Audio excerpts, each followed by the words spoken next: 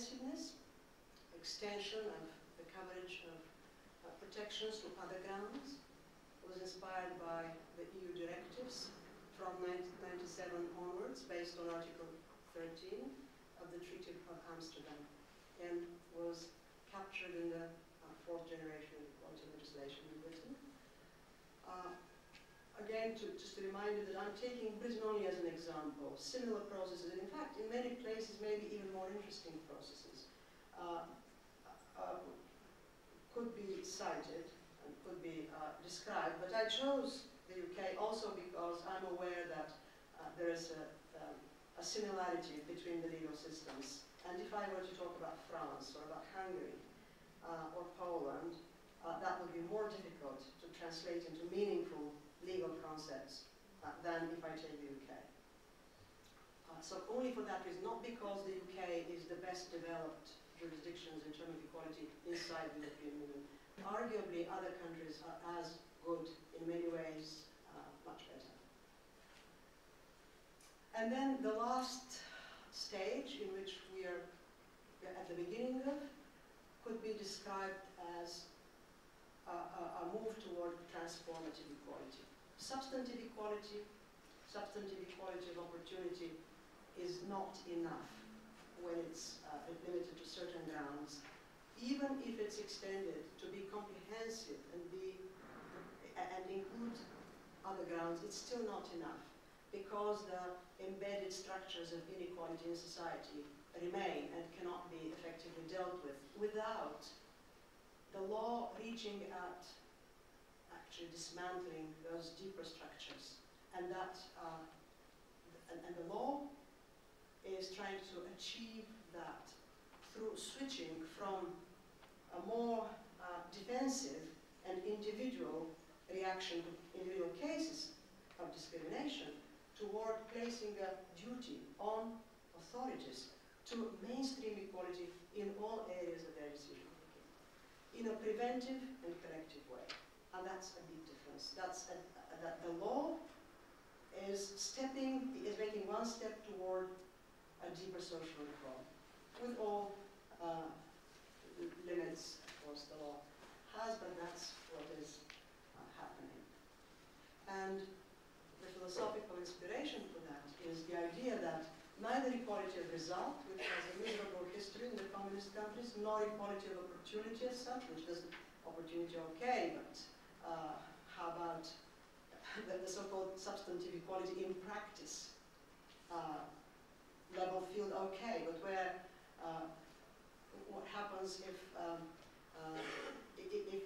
even if you formally have the equal opportunity, for structural reasons that cannot be put down to discrimination, but which are historical, there's still huge obstacles to substantive equality. So for this set of reasons, it has been, the idea of equality has been rethought recently by a number of people. I would just mention Amartya Sen, to be about equality of capabilities and equality in the sense of equal participation in all spheres of, not all, but in certain spheres of life that can be regulated by law. Economic, social, political, civil life that can be regulated by law. Now, same question, but not as regarding the purposes, as regarding the frameworks. Before going there, okay, just one technical piece of information to illustrate the progress. The British Equality Act 2010 was enacted after years of campaigning, and that's these 14 years of campaigning are only the current legislation. Before that, as I mentioned, since 1965, there have been earlier pieces of legislation. It implements fully 4 main equality directives of the European Union. It has 218 sections, is organized in 16 parts and 28 schedules. It's quite long, and if you take it together with the explanatory notes, it looks like quite an intimidating piece of legislation, but this only reflects the drafting traditions in the common law systems, if you look at the Dutch law, the Swedish law, they are much more lean. They're about probably 40, 50 pages. But again, from what I know, Australia would have many more similarities with the British system and the British tradition of drafting law than the much more economical continental Europe traditions. And on top of that, many parts of the British law are yet to be developed through detailed regulations and secondary legislation and guidance in codes of practice. Now again, the major trends in equality law regarding, however, not the purposes but the framework and key approaches. Now I have bullet pointed, I'm very much in the dark here because I'm not sure how familiar all this is to this audience. I'll assume that there is, at least at an intuitive level, and for many of you certainly at a conceptual level, there is clarity in just bullet pointing and not trying to explain much more in the interest of time.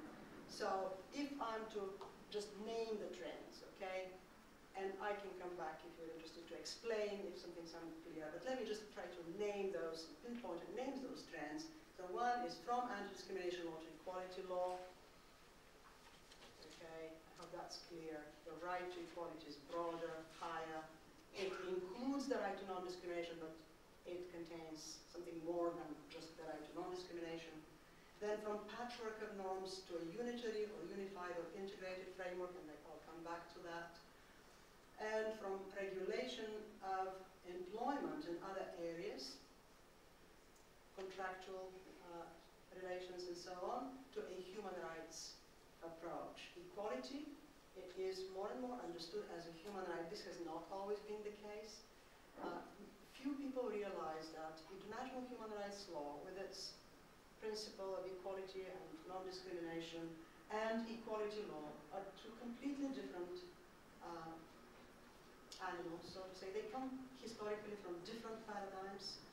They conceptualize discrimination and equality differently, and they have coexisted for decades, and now recently we begin to see how a process of convergence is happening, both in the jurisprudence of the treaty bodies at the UN level, in the case law of the European Court of Human Rights in Strasbourg, ECJ, the European Court of Justice, other jurisdictions, and also on behalf of equality law itself, which made a huge leap to actually regarding equality as a human right.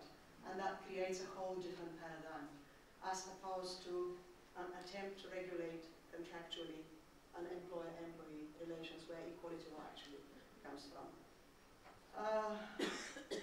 And just one striking difference, which again may be a bit difficult to explain in one sentence, but which illustrates the mismatch, the previous mismatch, which is now beginning to be bridged.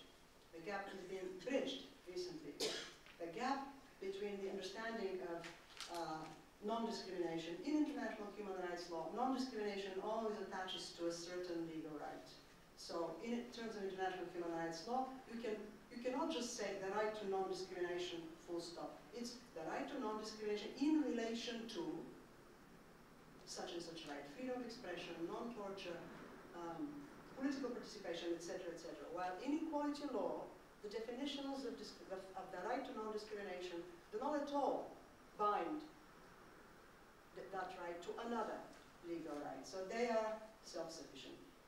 One has a right to non-discrimination not in relation to another right, but in the area of XYZ, employment, education, and so on. And this is essential because in many jurisdictions there is no right as such.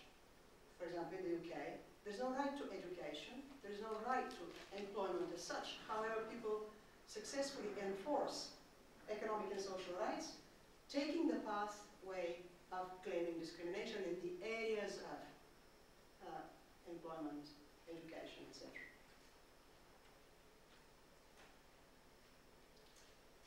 Same topic, two more points. So,